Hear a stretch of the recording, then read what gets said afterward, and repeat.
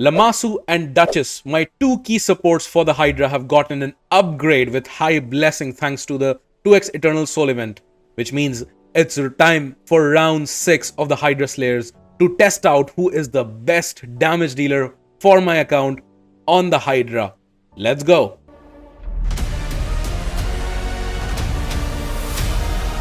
Hey guys, SMZ here, we're back playing Raid Shadow Legends. And yes, Hydra Slayers is back. This is the showcase of different best hitting Hydra champions to see who is gonna do the most damage in their current build on the Hydra. So what we generally do is I have a team, we're gonna run on Nightmare difficulty, and we run a team like this. This is a team in which I use exclusively all support champions and ally attack champions, but with one nuker to test out that nuker's damage. The rest of the team has enough survivability to take the nuker out if the nuker gets eaten by the Hydra. I've tested that many times to make sure that the team runs as long as possible.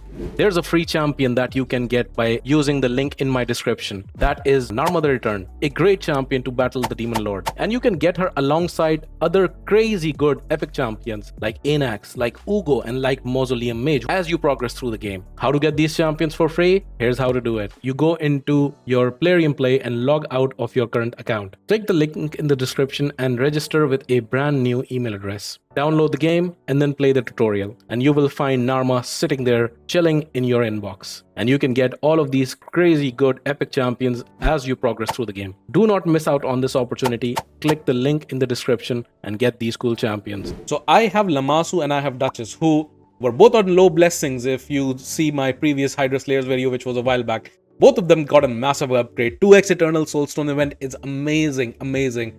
It has such a high chance, and the best part is if you get a bad soul, for example, I got a 6-star Ultimate Death Knight soul, straight away sold it because I'm not using the Death Knight in any way. Then I got a 6-star Altan, for example, sold it again. So you can kind of re-roll. The few 2 or 3 Eternal Soulstones quickly become 5 or 6. That's what happened until I got this amazing 6-star Lamasu soul, an amazing 5-star Duchess soul as well, which means that we're gonna run through the test. So who are the competitors? I want to test the best ones who are on the top of the list. Currently, Kro'khad is sitting at the top. As you can see, this tab right here is the overall ranking of the champion itself, the current blessing, relic, gear, and then we have the damage of the champion itself, and then the damage total of the team. I rank mostly by damage first, and then the second, if there's a tie, is the damage total. Then we have the round. We've had 5 rounds, and I've also added some showcase tests that I've done on showcase videos of different champions. And then we also have the round ranking. So for example, Kro'khad was the first in his round, of course, and the first in the overall ranking as well.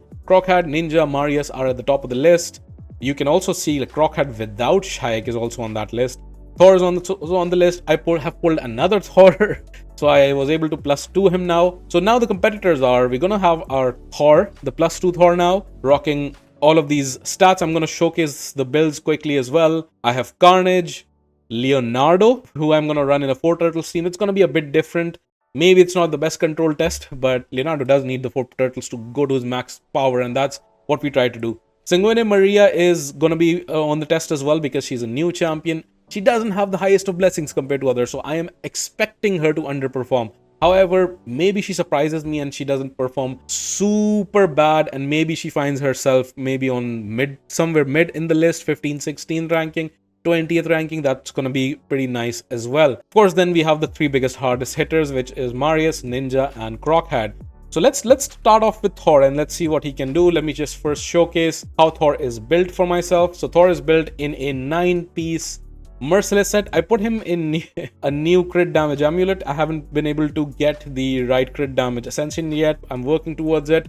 But overall, in a 9-piece Merciless, which is a great set for him, he's rocking 7.2k attack, 283 on the crit damage. Crit damage is a bit lacking because of the ascension missing, as well as I think on the gauntlets, the ascension is, I think, attack percent instead of crit damage percent. 327 on the accuracy is generally enough accuracy to land everything on the Nightmare Hydra. And then Irati Coronet +12 is going to be super useful. Nature's Wrath and these are the masteries. So that's Thor for you. Let me just quickly check if I have listed down everything correctly. I believe I have. So then let's take Thor into the test. Let's insert him instead of Supreme Elhain. It's weird that you don't have the search functionality here, player. Please add that. Would be super easy to filter champions over here. So I generally go by 5-star champ. Actually, Thor should be up at the top because he's +2. There he is. So there's Thor in place. We have the control set, Lamasu out there to give extra turns, cleanse, and skill reset, as well as she puts out the decrease speed, the block buffs, the decrease attack, and then with the 6-star intimidating presence and the fact that she's built in a mercy flex set, which is great for her. I've been thinking about building her for the arena instead, but she's very vital over here for me to change that around. Maybe I'll come up with a hybrid set that I can use in both, and I'll let you guys know if I do so. Then we have Padraig, who is there for the ally attack, for the cleanse, for the heals. We of course have Lydia in a 9-piece feral set in a total damage build, and she can smack in with Helm Smasher and everything. She does a lot of damage. And then we also have this guy right here, who's an amazing Hydra support, by the way. Provides ally attack, provides Hex. He's built in a provoke set as well to provoke the DK head. And then he also puts out turn meter boost and removes debuffs as well. Duchess, of course, she's rocking the cruelty to decrease the defense, even though she's not going to be hitting as often, to be honest. But that's where this guy comes in play as well. But Duchess is going to be reviving. She's in a 9-piece protection set, and that's the team. So with all that preamble out of the way, let's go and let's see what Thor can do. Of course, the first element of always is to see if it hits turn limit. So far, for most of the champions, it always has. Sometimes, it's the Hydra. RNG can get in the way. Things can always go wrong. And in those cases, I might try to rerun, but let's see. He does go to turn limit. We have 525.25 on the total damage. There you go. And then Thor's damage was 366,575, 366,575, and triple zeros. There you go. So first thing we check is if it's higher than previously. It was 333. It is higher, of course, because of the +2 and because of the support becoming better as well. So that's Thor. Let's discard this result and let's look at the next champion. Next champion is Carnage. For me, I use Carnage in the arena. He's built for that. However, the blessing, I have not kept the arena blessing. It is a PvE blessing because he's an amazing damage dealer in PvE. He hits incredibly hard, especially in Faction Wars hard mode, and also in all other wave content as well, where I use him. That's why I've kept Crushing Ren, but I do have him in a lethal set. In general, maybe Crushing Ren is not the most ideal for him if you run him exclusively in the Hydra, because on his alternate form, where we are gonna keep him most of the time, he does ignore 10% defense for each debuff. However, that's not available in all the other PvE content, wave content, which is why I still give him Crushing Ren. Gore Crescent is amazing on him. I have this gemstone, which he is my only, I think, non-round gemstone. I have it on him, and it's amazing for the arena. He counterattacks a lot and he kills a lot of people. One of the very few, actually it's not been that few anymore because of the 4-star basalt changes, that my relic is on 5-star. Gore Crescent is great on him for the arena. Lethal Savage, the total stats, again, we are going to be running him in the alternate form, where he has 1960 attack, by the way, and he's rocking 340 crit damage, 264 on the speed, 467 on the accuracy. So that's his build. These are the masteries. Let's take him back in here. We are going to sub in Thor for Carnage, and the thing that we're going to change on Carnage is you open with this, and then do not metamorph again into your first form. We can do this. Actually, just leave it. So that's pretty much gonna be it. Let's see what Carnage can do. Let's go. Is he gonna outcompete his damage? I'm expecting him to, because he has a tiny bit more speed compared to last time I ran him, and secondly, of course, the supports have improved. So I'm expecting everybody in this round to go at the top and outperform what they did previously, but maybe I'm wrong. RNG is a factor in the end. 453.45, and then his damage is 302.990, 302.990. So let's see compared to Carnage last time. Carnage last time did 271. This time he's 302, so big improvement on Carnage this time round. That's amazing. Let's go. Actually, let's go with Sanguine Maria first before we go to Leonardo, because Leonardo I'll have to run a different team. So on Sanguine Maria, 1-star, she's wearing my Mashal's gear, which I use her in the Chimera. So it's not a 9-piece, unfortunately, it's an 8-piece. Merciless, I think I've listed it as 6-piece. Yeah, okay, 6-piece Merciless. Maybe I can just put 8-piece, but 6 is okay as well. So she's rocking 5.4k attack, 318 on the crit damage, 243 speed. Does not need accuracy. I mean, she kind of does. Purge Shadow on the Relic because extra turns do help her significantly. Lightning Cage because with a 1-star I was trying to run her in the arena. Helm Smasher, Mastery is not fully complete, but she has all the most of the relevant ones. Only the counter attack is missing, to be honest. So that's gonna be her. Let's run her in. I'm expecting her to be on the middle to bottom of the list pretty much, but maybe she surprises me. We will see. Where are you, Maria? There she is. Let's go. Let's see what Maria can do. Can she actually get to the turn limit is going to be one of the first questions out there. Because maybe here she struggles. Halfway through, she's done so far so good.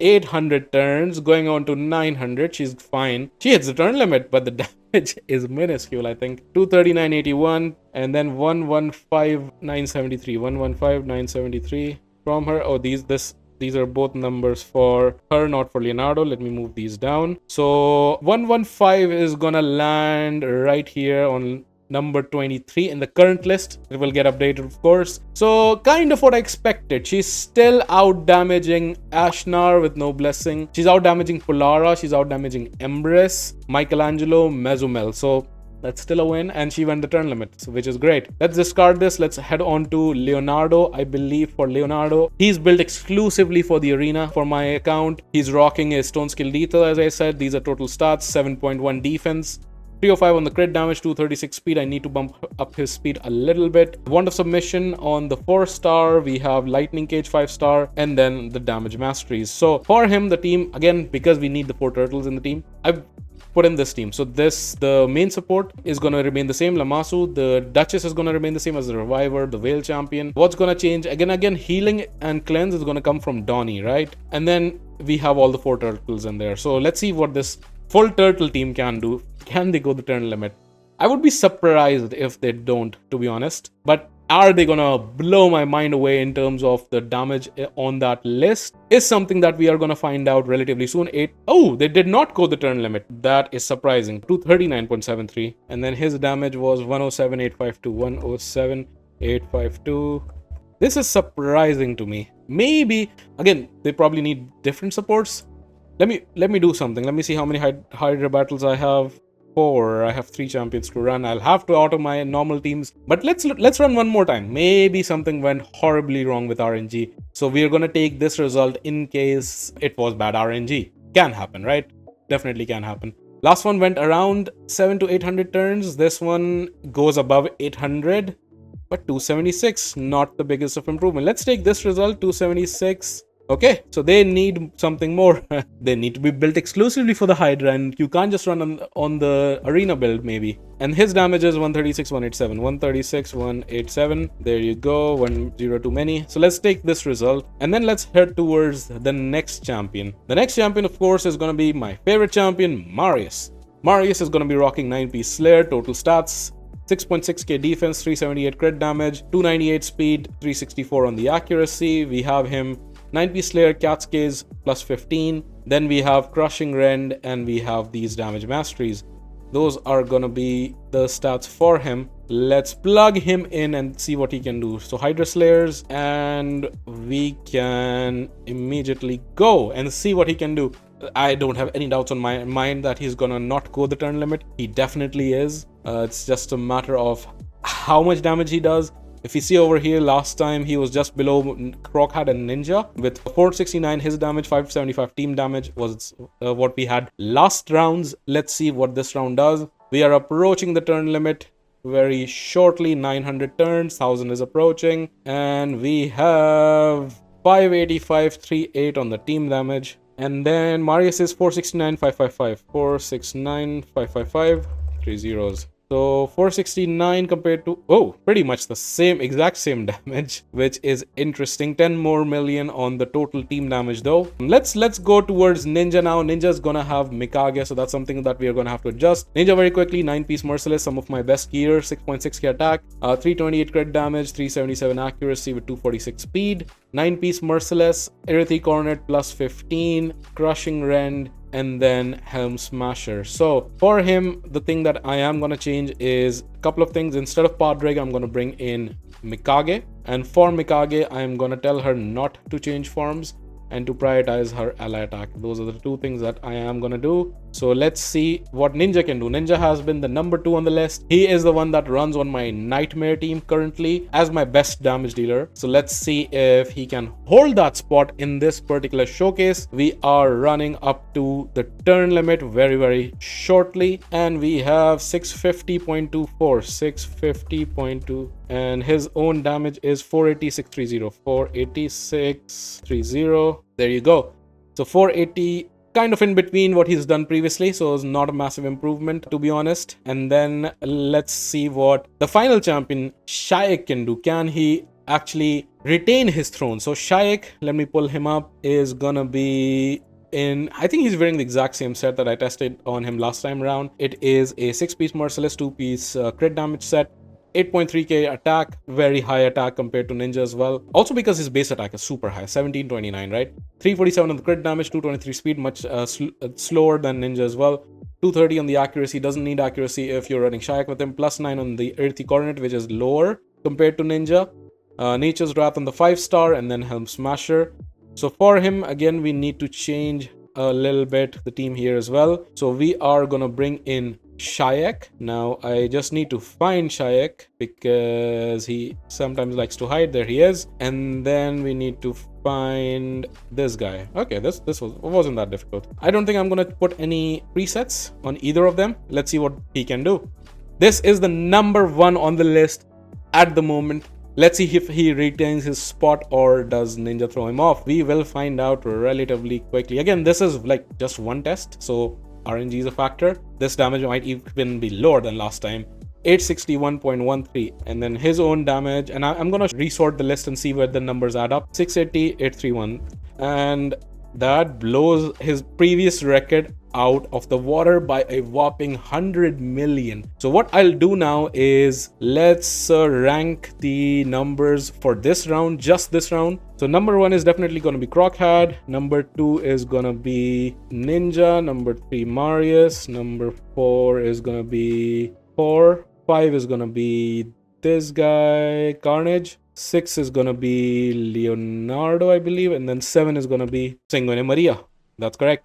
Now let's sort this. So we're gonna sort by damage, of course, and then damage total is the second sorting. So we have the new ranking, 1, 2, and then we are going to follow it all the way through. So we can see now our champions for round 6. Kro'khad taking the top of the list. We also have Ninja right here, maintaining his second position. I mean 4th overall, if you can include all the runs. Then we have Marius now taking the top throne on his damage. We have Thor taking better damage compared to last time. Kind of makes sense. We have Carnage actually going lower than what he did last time. And then we have, who else was in there? Leonardo and Sanguine Maria, one after the other, which has been a bit disappointing. But Kro'khad is amazing. I hope you enjoyed this video. If you did, let me know down in the comments. Let me know which other champions I should test on Hydra Slayers. I'll also link this worksheet just to view down in the description, so feel free to check that out. Thank you very much for watching till the end, and see you next time.